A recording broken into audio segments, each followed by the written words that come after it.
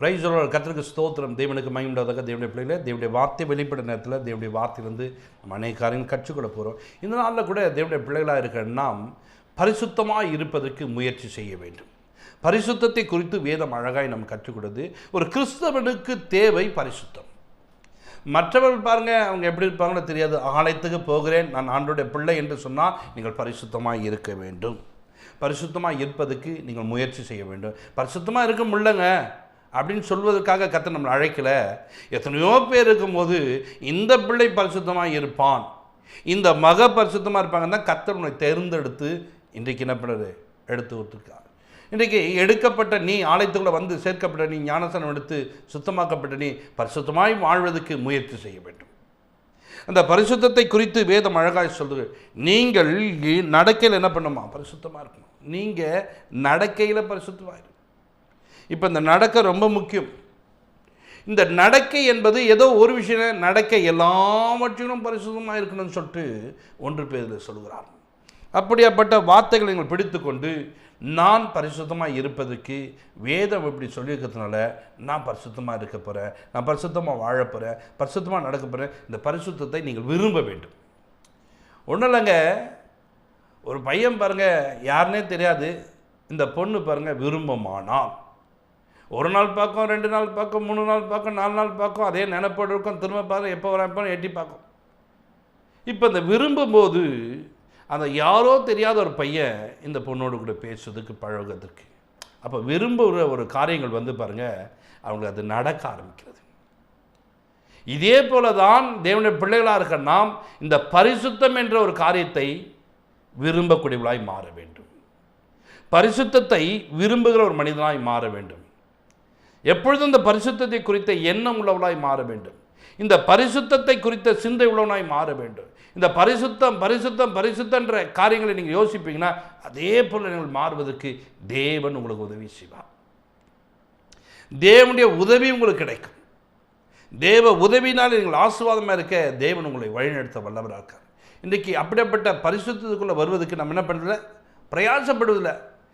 நீங்கள் இஷ்டம் போல வாழ்ந்துட்டு நான் பாருங்கள் இவ்வளோ காரியம் செய்கிறேன், என்னால் மாத்திரமே இப்படி இருக்குது, நான் ஏன் தான் இப்படி பண்ணுறோன்னு தெரில, உடனே என்ன பண்ணுறோம், அப்படிப்பட்ட காரியங்கள் சொல்கிறோம்.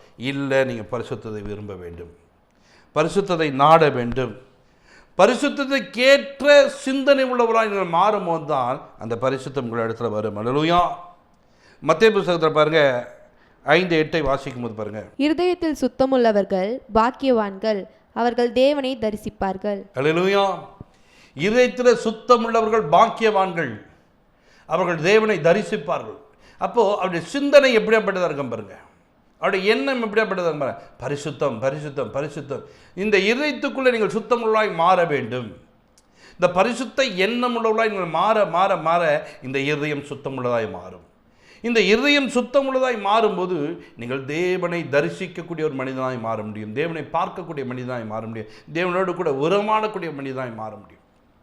இந்த பரிசுத்தம் இல்லாமல் தேவனுக்கு பிரியமாக இருப்பது கூடாத காரியம் என்று வேதம் சொல்வது.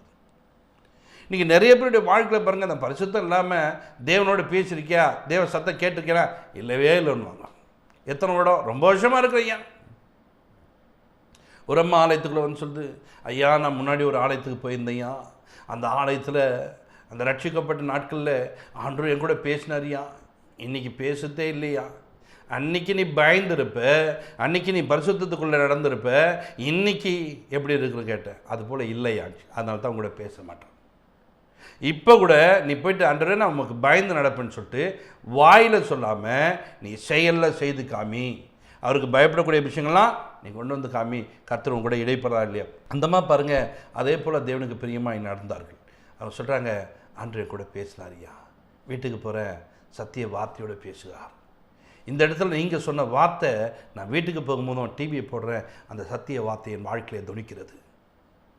நான் ஒரு தரம் சொல்லினேன், 2 தரம் விளம்பினேன்னு சொல்லிட்டு ஆண்டவர் எனக்கு புரிய வைத்தாரியா, இதே வார்த்தை தான் கர்த்தர் என் கூட திட்டமாய் பேசுகிறாருன்னு சொல்லிட்டு. பார்த்தீங்களா எவ்வளோ நேரம், கொஞ்சம் நேரத்துக்குள்ளே கர்த்தர் பாருங்கள் அந்த மகளோடு கூட பேசுகிறார். இன்றைக்கு இந்த நிகழ்ச்சியை பார்க்குற உன்னோடு கூட தேவன் இன்னைக்கு பேச வல்லவராக இருக்கிறார். அப்போ இந்த இதயத்தை நீ சுத்தமாக வைத்துக்கொள்ள வேண்டும். இந்த பரிசுத்தம் தான் உன் இதயத்தை சுத்தமாக வைத்துக்கொள்வது. தேவலாத்தெல்லாம் யோசித்து, தேவலாத்தெல்லாம் சிந்தித்து, தேவலாத்தெல்லாம் உன் வாழ்க்கை வாழ்ந்து கொண்டிருப்பதை கர்த்தர் உன்னை அழைக்கவில்லை. பரிசுத்தம் உள்ளவர்களாய் வாழ்வதற்காக கர்த்தர் அழைத்திருக்கிறார். அந்த பரிசுத்தம் நமக்கு வேண்டும். அந்த பரிசுத்த சிந்தை உள்ளவராக இருக்க வேண்டும். இந்த பரிசுத்தம் நம்முடைய வாழ்க்கையில் இருக்கும்போது தான் கர்த்தர் நம்மளை கொண்டு ஒரு பெரிய காரியங்களை செய்ய வல்லவராக. அல்லேலூயா. ரோமர் 12ஆம் அதிகாரத்தில் 2வது வசனம் பாருங்க. நீங்கள் இந்த பிரபஞ்சத்திற்கு ஒத்த வேஷம் தெரியாமல் தேவனுடைய நன்மையும் பிரியமும் பரிபூர்ணமான சித்தம் இன்னதென்று பகுத்தறியத்தக்கதாக உங்கள் மனம் புதிதாகிறதுனாலே மறுரூபமாகுங்கள். கவனிங்க, இங்கே வேதம் அழகாக சொல்லுது, உலகத்துக்கு ஒத்த வேஷம் தரிக்காத. உலகத்துக்கு ஏற்ற மாதிரி ஒரு வாழ்க்கை, இங்கே போனால் இதுக்கு ஏற்ற மாதிரி ஒரு வாழ்க்கை அப்படின்னு என்ன பண்ண வாழ்ந்து கொண்டு இருக்காத. இங்கே பாருங்கள், வரும்போது நல்லா முக்காடிட்டு வருவது, இங்கே வரும்போது பரிசுத்தவானை போல் ஆலயத்துக்குள்ளே வந்து உட்காருவது. அப்படி வெளியில் போனால் அந்த மனிதர்கள் என்ன பண்ணுறாங்களோ அதே செயல். வெளியில் போனால் அவங்க பாருங்கள் அரட்டை அடிக்கிறது மாதிரி அரட்டை அடிப்பது, அவங்க பாருங்கள் அந்த பாட்டை போட்டு டான்ஸ் ஆடினா நான் கூட சேர்ந்து டான்ஸ் ஆடுவேன். இது போல் காரியங்கள் இருக்கக்கூடாது. உலகத்திற்கு ஒத்த வேஷம் தரிக்கக்கூடாது. நீங்கள் இப்பிரபஞ்சத்திற்கு ஒத்த வேஷம் தரியாமல், அப்போ இப்பிரபஞ்சத்திற்கு ஏற்றபடி வாழக்கூடாது என்று சொல்கிறார். அப்போ நான் எதுக்கு ஏற்றபடி, நான் தேவனுக்கு ஏற்றபடி வாழ்வதற்காக கர்த்தர் அழைத்திருக்கிறார். அப்போ தேவனுக்கு ஏற்றபடி வாழ்வது தான் ஒரு பரிசுத்தம். இந்த பரிசுத்த வாழ்க்கை வாழ்வதற்கு நாம் முயற்சி பண்ணுகிறோமா? அப்படியே முன்னாடி என்ன பரிசுத்தமாக வாழனா, ஐயோ இவர் ரொம்ப பெரிய பரிசுத்தவானே, இவர் எதுவும் பண்ண மாட்டார். பார்த்தீங்களா, நீ பரிசுத்தம் இல்லாதான மற்றவன் பரிசுத்தமாக வாழுகிறவனை பரியாசம் பண்ணி கெடுக்க பார்க்குறாய். பாருங்க, இவங்கெல்லாம் பாருங்க இப்படி தேடுறாங்க, நான் தேட முடியலன்னு சொல்லிட்டு வருத்தப்பட்டால் தானே நீ பரிசுத்தமாக வர முடியுது. ஆனால் நீ பரியாசம் பண்ணும்போது உனக்குள்ள இன்னும் என்ன பண்ணும்? அசுத்தங்கள் தான் வந்து நிற்கும், அசுத்தமாய் காணப்படுவாய். இப்படிப்பட்ட காரியங்களை நீங்கள் விட்டு விலக வேண்டும். இப்பிரபஞ்சத்திற்கு நீங்கள் ஒத்த வேஷம் தெரியாமல், அப்போ தேவனுடைய சித்தம் என்ன, நன்மை பரிபூர்ண சித்தம் என்ன என்பதை அறிந்து கொண்டு பகுத்தறிந்து நீங்கள் என்ன பண்ணுவோம்? உங்கள் மனம் புதிதாக வேண்டுமா? உங்கள் இதயத்தை பரிசுத்தமாக வைத்துக்கொள். உங்கள் மனம் புனிதாக பண்ணணும். இந்த புதிது ஆகும்போது தான் உங்கள் வாழ்க்கையில் இன்னும் பரிசுத்தம். வஸ்திரத்தை நம்ம புதுசாக வச்சுக்கிறோம், கவனிச்சிக்கலாம். நம்ம போடுகிற உடை பாருங்க, அழுக்காய்ச்சல் டக்குன்னு ஒரு சட்டையை மாற்றின்னு போகிறோம். நான் நிறைய பேரை பார்ப்பேன், நிறைய அரசியல்வாதிகளை பார்ப்பேன், டக்கு டக்கு டக்குன்னு பாருங்கள் உடைகளை மாற்றி கொண்டே இருப்பார்கள். வெண்மையான வெண்மை பளிச்சுருக்கும். ஆனால் அவங்க பாருங்கள் ஒரு சிலர்லாம் அப்படியாப்பட்ட காரியங்கள் உண்மையில்லாத காரியங்கள். நீங்கள் அப்படியாப்பட்ட காரியங்கள் உள்ளவர்களாக இருக்கக்கூடாது. ஒரு இடத்துல இப்படி பேசுகிறாங்க, இன்னொரு இடத்துல இப்படி பேசுகிறாங்க, இன்னொரு இடத்துல இப்படி பேசுகிறாங்க. ஆனால் பொய்ன்ற விஷயம் உங்களுக்கு நல்லா தெரியும். அதையும் சாதித்து நான் உண்மை தான் பேசுகிறேன், அன்றைக்கி இப்படி தான் பேசுகிறேன், இன்றைக்கி இப்படி தான் பேசுகிறேன் சாதிக்கிறாங்க. அப்போ இந்த பொய்கள் பாருங்கள் எவ்வளோ இருக்குது. பரிசுத்தம் கேடான விஷயங்களை அவர் பண்ணுகிறார்கள். இன்றைக்கி ஆலயத்துக்கு வருகிற பிள்ளைகள், ஆண்டவருடைய சமூகத்தில் காத்திருக்கேன், இந்த நிகழ்ச்சியை பார்க்குற தேவனுடைய பிள்ளைகளே, நீங்கள் உங்களை பரிசுத்தமாய் வைத்துக் கொள்ளுங்கள். அல்லேலூயா. இந்த பரிசுத்தத்தை தேவன் விரும்புகிறார். இந்த பரிசுத்தம் உள்ளவராய் வாழ்வதற்கு நீங்கள் முயற்சி பண்ண வேண்டும். இந்த பரிசுத்தம் இல்லாமல் உங்கள் வாழ்க்கை என்ன பண்ணக்கூடாது? வாழ்கிறேன்னு சொல்லிட்டு உங்கள் வாழ்க்கையை நீங்கள் கெடுத்து கொள்ளக்கூடாது. எந்த இடத்துல நான் பரிசுத்தம் கெட்டு போயிருக்கிறேன், எது எனக்குள்ள பரிசுத்தம் இல்லை என்பதை நீங்கள் செக் பண்ண வேண்டும். ஒரு மனிதனே தெரியும். ஒரு நாள் பாருங்கள், அவங்க வீட்டை விட்டு வந்துட்டு ஒரு இடத்துல உட்காந்துறாங்க, ஒரே சட்டை. அந்த சட்டையை போட்டுக்கொண்டு, என்னப்பா இங்கே இருக்கிற அப்படின்னா, ஒன்றும் இல்லை சும்மா தான் நிற்கிறேன். அன்றைக்கி பார்க்கும்போது அந்த வஸ்திரம் கொஞ்சம் அழுக்காக இருக்குது. நான் திரும்ப இன்னொரு நாள் பார்க்குறேன், அவன் அங்கேயே தான் சுற்றிட்டு அதே இடத்துல, என்னடா தம்பி வீட்டுக்கு போத்துட்டியா அப்படின்னா, இல்லை இல்லை இல்லை இங்கே வேலை அப்படின்னு. அப்போ பாருங்கள், அப்படியே இருந்த மனுஷன் நாள் ஆக ஆக ஆக ஆக ஆக ஆக ஆக அந்த வஸ்திரம் கலர் மாறி வேறு மாதிரி இருக்கிறான். நான் பார்த்துட்டு அவனை கண்டு கூட இல்லை. ஏன்னா அவன் பார்த்து பேசினான்னா நம்மளை பார்க்குறவங்க தப்பான்னு சொன்னாங்க, என்னங்க பிச்சைக்காரன் கூடலாம் அவன் ஃப்ரெண்ட்ஷிப் இருக்குன்னுவாங்க. அப்போ நான் அந்த மனிதனோடு பார்ப்பதில்லை. ஆனால் அந்த மனிதனும் கண்டுக்காத மாதிரி இருப்பான், தெரிஞ்ச பையன்தான். ஆனால் அந்த பையன் பாருங்கள் எவ்வளோ அலங்கோலமாய் மாறிவிட்டான், அலங்கோலமாய் நிற்கிறான், அலங்கோலமாய் வந்து நிற்கிறான். நாள் ஆக ஆக ஒரு நாள் அந்த பரிசுத்தத்தை விரும்பாத காரியங்களை பாருங்கள் செய்து இன்றைக்கி அவன் பரிசுத்தமாக ஆகணும்னு நினச்சா கூட அவனால் முடியாத ஒரு சூழ்நிலை. தேவையில்லாத பழக்கங்கள், தேவையில்லாத காரியங்கள், தேவையில்லாத செயல்களை மாறி அவன் வேறு விதமாய் மாறிவிட்டான். ஒரு நாள் ஒரு கடையில் போயிட்டு ஒரு பொருளை கேட்க போகிறான். அந்த கடைக்காரன் குச்சியத்தை அடிக்க போகிறான். நான் அதை பார்த்தேன். டே இங்கே விடா அப்படின்னேன். என்னடா அப்படின்னு கேட்டேன். டீ கேட்டேன், கொடுக்கல அப்படின்னாரு. இந்த காசு நீ போய் வாங்கிக்கோ அப்படின்னு. அப்புறம் வாங்கிக்கணும். எங்கே பார்த்தாலும் நின்று இருந்தேன்னா தனியாக நிற்கிறேன்னு தெரிஞ்சால் வந்து காசு கேட்பான். என்ன காசு இருந்தால் கொடுங்கண்ணா, டீ வாங்கணும், சாப்பிட்ணுமா. பாருங்கள், ஒரு நாள் அவன் வீட்டுக்குள்ளே எல்லாம் அவனுக்கு இருந்து அவன் பரிசுத்தத்தை நாடவில்லை, அவன் பரிசுத்தமாய் வாழ விரும்பவில்லை. அதனால் இன்றைக்கி எப்படி மாட்டான்? இப்படியாப்பட்ட ஒரு சூழ்நிலைக்குள்ளே வந்துட்டான். உலகத்தோடு வாழ்ந்து வாழ்ந்து வாழ்ந்து அவன் முடிவு பாருங்கள் எப்படி மாற்றி. இளையகுமாரனை குறித்து அப்படி தான் வேதம் அழகாய் சொல்லுது. அவன் உலகத்தோடு வாழ்வதற்கு போனதுனால எல்லாவற்றையும் இழந்து அப்புறம் கடைசி என்ன பண்ண பார்த்தீங்களா? பன்றிகளோடு வாழக்கூடிய நாய் வாழ்ந்தான். அந்த வாழ்க்கையும் அவனுக்கு அமையவில்லை. திரும்பவும் தகப்பனிடத்தில் வரும்போது தான் அவனுக்குள்ள பரிசுத்தம் மாறியது. அவன் வஸ்திரம் மாற்றப்படுது, அவனுடைய சூழ்நிலை மாற்றப்படுது. இன்றைக்கு உன் வாழ்க்கையில் நீ பரிசுத்தம் உள்ளவனாய் மாறுவதற்கு நீ முயற்சி பண்ண வேண்டும். தேவனுடைய பிள்ளைகளே, அப்படிப்பட்ட பரிசுத்தம் இருப்பதற்கு நீங்கள் ஒவ்வொரு நாளும் பிரயாசப்படும்போது கர்த்தர் உங்களை கொண்டு ஒரு பெரிய காரியம் செய்வார். 1 கொரிந்தியர் 6ஆம் அதிகாரத்தில் 19-20 நாம் வாசிக்கும் போது பாருங்க, உங்கள் சரீரமானது நீங்கள் தேவனாலே பெற்றும் உங்களில் தங்கியும் இருக்கிற பரிசுத்த ஆவியினுடைய ஆலயமாய் இருக்கிறது என்றும் நீங்கள் உங்களுடையவர்கள் அல்லவென்றும் அறியீர்களா? கவனிங்க, உங்களை குறித்து வேதம் அழகாய் சொல்லுது. உங்கள் சரீரம், நீங்கள் இன்னைக்கு ஏதோ அசுத்தமாக வாழ்ந்து எப்படியே முடிச்சிடலாம் நீங்கள் நினைக்காதீங்க. நீங்கள் பேசுகிற ஒவ்வொரு வார்த்தைக்கும் நீங்கள் பதில் சொல்லி ஆக வேண்டும். நீங்கள் நடக்கிற நடைக்கெல்லாம் நீங்கள் பதில் சொல்லி ஆக வேண்டும். நீங்கள் பார்க்குற பார்வைக்கெல்லாம் ஒரு பதில் சொல்லி ஆகணும். நீங்கள் தொடுகிற காரியங்களுக்கெல்லாம் ஒரு பதில் சொல்லி ஆகணும். ஏன்னா இது எல்லாம் அவருடையது ஆகிருக்குது. இது அவர் நமக்கு கொடுத்ததாய் காணப்படுது. நீங்கள் உங்களுடைய அல்ல, நீங்கள் தேவனுடையவர்கள். இந்த தேவன் உடையவர்கள் என்ன பண்ணோம்? தேவன் நம்ம கணக்கு கேட்பார்.